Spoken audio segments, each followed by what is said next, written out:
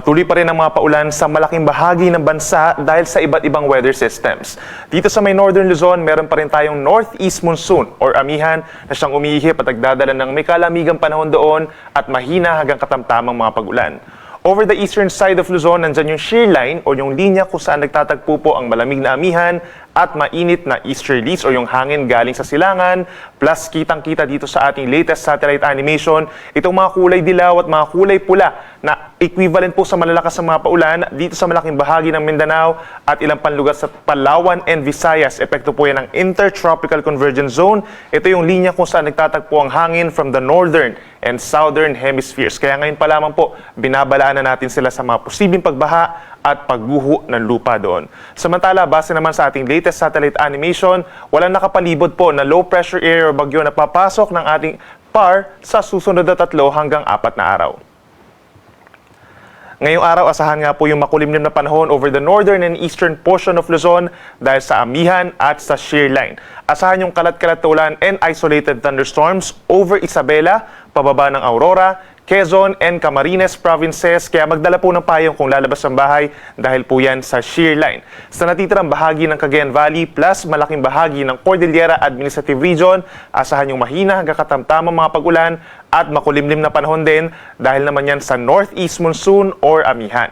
Ang natitirang bahagi ng Cordillera Region, dito rin po sa may Ilocos Region, asahan yung epekto ng amihan kaya asahan din po yung pagbaba ng temperatura habang natitirang bahagi ng Luzon kabilang ang Metro Manila, generally bahagyang maulap hanggang kuminsan maulap na kalangitan at pagsapit ng tanghali hanggang sa gabi, madalas makulimlim dito sa may parting Rizal, Laguna, natitirang bahagi pa ng Bicol Region at halos buong Mimaropa na siyang sasamahan din po ng mga pag-ulan at mga thunderstorms. Sa Metro Manila, ang temperatura ay mula 24 hanggang 32 degrees, habang sa malaking bahagi ng Northern Luzon, kapansin-pansin po ang pagbaba ng temperatura hanggang sa tanghali kung saan hindi naman hihigit sa 30 degrees Celsius. Sa ating mga kababayan po dito sa Palawan at halos buong Visayas, magdala rin po ng payong at mag-ingat sa mga baha at landslides dahil magpapatuloy ang mga paulan, dulot po yan ng Intertropical Convergence Zone or ITCZ. Pinakaulanin po ngayong umaga ang Eastern Visayas and Central Visayas. Then pagsapit ng tanghali hanggang sa gabi, mataas na rin ang tsansa ng ulan dito sa may Negros Island Region at halos buong Palawan. Apektado na rin po ang Panay Island pagsapit ng hapon hanggang sa gabi ng mga pag-uulan. Temperature natin sa Metro Cebu 26 hanggang 31 degrees Celsius. At sa ating mga kababayan po sa Mindanao, kagaya kahapon ng hapon, magpapatuloy po ang mga malalakas sa mga pag-ulan sa malaking bahagi ng Mindanao. Dulot yan ng ITCZ. Mag-ingat po sa mga banta ng baha sa mga low-lying areas at yung sa mabulubundukin na lugar, mataas ang tsansa po ng mga pagguho ng lupa. Kaya lagi magantabay sa ating mga rainfall advisories and heavy rainfall warnings. Temperature natin sa malaking bahagi po ng Mindanao, asahan nyo bahagyang pagbaba ng temperatura at hindi naman hihigit sa 31 degrees Celsius. Dahil sa malakas na ihip ng hanging amihan, meron po tayong gale warning or matataas naman ng mga alon dito po sa may Northern Luzon hanggang 5 metro sa mga baybayin po ng Batanes, pababa ng Cagayan kabilang ng Babuyan Islands, Ilocos Norte, Ilocos Sur, Hilagang Baybayin ng La Union at Western Coast of Pangasinan. Delikado ang mga pag-alon nito lalo na sa mga small sea vessels kaya posibleng pagbawalan po kayo na pumalaot.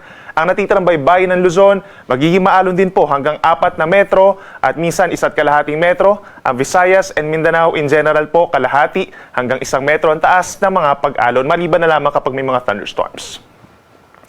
At para naman sa ating 3-day weather forecast, bukas, December 9, asahan pa rin ang paglakas ng Northeast Monsoon dito sa may Northern Luzon at posibleng umakyat or bumaba pa dito sa may parting Central Luzon. Yung cooler weather, asahan po natin, meron ding chance ng mga light to moderate rain sa Cagayan Valley and Cordillera Region. Habang yung shear line o yung linya kung saan nagtatagpo po ang malamig at mainit na hangin ay magdadala pa rin ng kalat-kalat na ulan at mga thunderstorms. Minsan malalakas po na ulan ito sa bahagi ng Central Luzon, Southern Luzon hanggang dito sa may Visayas at pinakamaapektuhan itong Bicol Region, Samar Provinces, Quezon, Aurora at mga kalapit pa na lugar kabilang ng Rizal at dito rin po sa may Mindoro Provinces as well as Laguna kaya mag-ingat din po sa banta ng baha at landslides. At para naman sa araw ng Tuesday and Wednesday, magpapatuloy ang shear line at amihan. Bahagyang aakyat po yung shear line natin. So pinakamaapektuhan itong areas pa rin po ng Isabela, Quirino, Nueva Vizcaya, pababa ng Aurora in Quezon Province. Asahan din yung mataas na tsansa ng ulan dito sa natitirang bahagi po ng Northern Luzon, lalo na sa may area ng Cagayan, Batanes, Apayao, and Kalinga dahil naman sa northeast monsoon. So make sure po na meron tayong dalang payong at ang natitirang bahagi ng bansa, Southern Luzon down to Mindanao, simula po sa Tuesday hanggang onwards ay meron na lamang mga isolated rain showers or thunderstorms pero mas madalas pa rin dito sa may Eastern Visayas and Eastern Mindanao. Sunrise pa rin natin ay 6:09 a.m., sunset 5:27 p.m.